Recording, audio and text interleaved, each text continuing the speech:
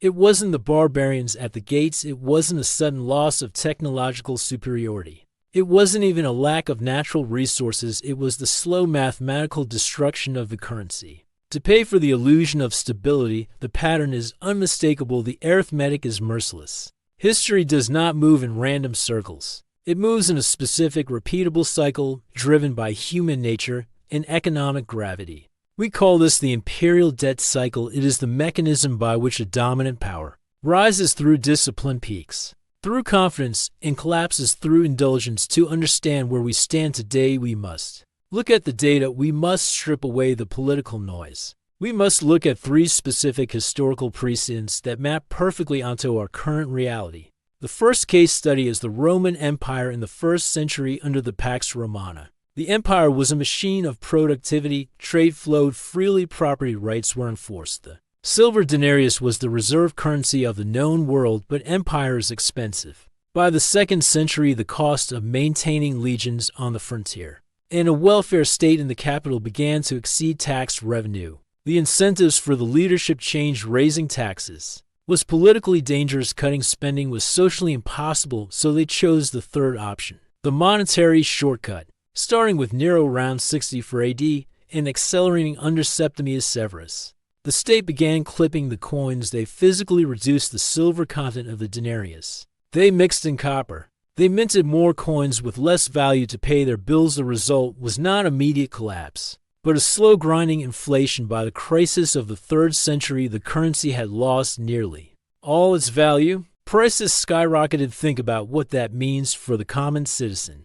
A Roman soldier promised a pension after 20 years of service found that his savings could barely buy a loaf of bread. The middle class was wiped out. Wealth fled the cities for the countryside, locking itself into hard assets like land, leading to the feudal system. Rome didn't fall in a day. It rotted from the currency out. Just like Rome, the Spanish Empire followed the exact same trajectory in the 16th and 17th centuries. Spain controlled the global reserve currency of its day, the silver real. They had discovered the new world. They had mountains of silver flowing in from Potosi. But instead of using that wealth to build domestic industry, the Spanish crown used it to fund endless wars in Flanders and maintain a lavish court. They spent the money before it arrived. King Philip II borrowed heavily against future silver fleets. When the cost of empire exceeded the influx of metal, the crown defaulted on its debt not once but 4 times between 1557 and 1596.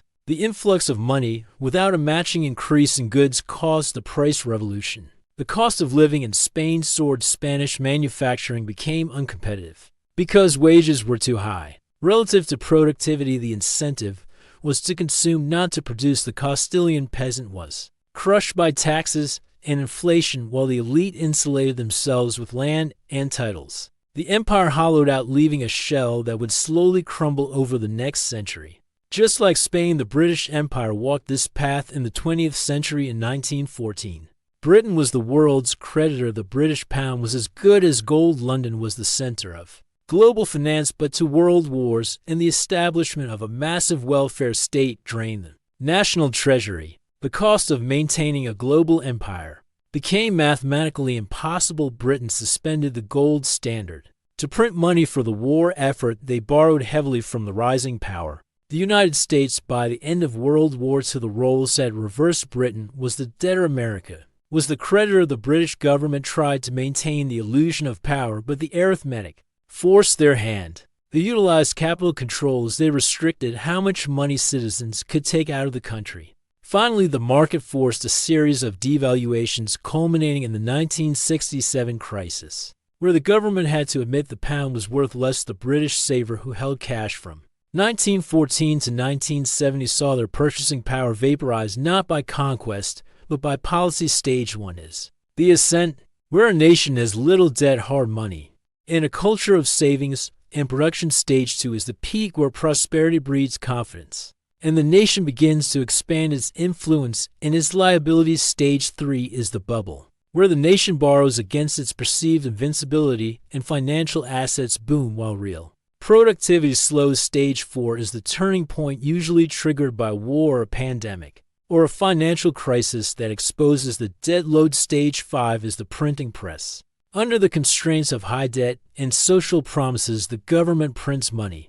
To fill the gap, debasing the currency. Stage 6 is the flight to safety. The population realizes their money is losing value, and capital flees into land, gold, commodities, or foreign currencies, causing social fracture and polarization. Stage 7 is the restructuring. The old order dissolves, debts are defaulted on or inflated away, and the reserve currency status shifts to a new rising power with a stronger balance sheet. Just like Britain in the 1940s, the United States today displays every signal of the late stage cycle. Current data suggests we are deep in stage 5. The national debt is compounding faster than the economy is growing. The interest payments on that debt are consuming a larger percentage of tax revenue every year. We see the classic symptoms: a hollowing out of the industrial base, a financialization of the economy, where money makes money rather than production making money, and intense internal division. Meanwhile, looking east, we see a challenger that has spent decades in the productivity and production phase, gathering the industrial capacity that once belonged to the West. One interpretation is that the modern era is different. Many economists argue that because the US dollar is the global reserve currency, the United States has an exorbitant privilege that allows it to print infinitely without consequence. They argue that digital technology and modern central banking tools can manage the cycle and prevent the decline. However, the incentive structure suggests otherwise. History shows that reserve currency status is a lagging indicator. It is the last thing to go. The privilege allows a country to delay the consequences, but it makes the eventual correction more severe. The arithmetic of compound interest cannot be defeated by policy. When the debt service becomes unpayable, the only rational move for the sovereign is to print the difference. The risk is not that the system stops working tomorrow, but that the value of the unit of account is slowly, then rapidly eroded. To reconcile the math, this is the British path after 1945. The empire retreats. The currency is devalued in managed steps, and the standard of living stagnates relative to the rest of the world, but society remains intact.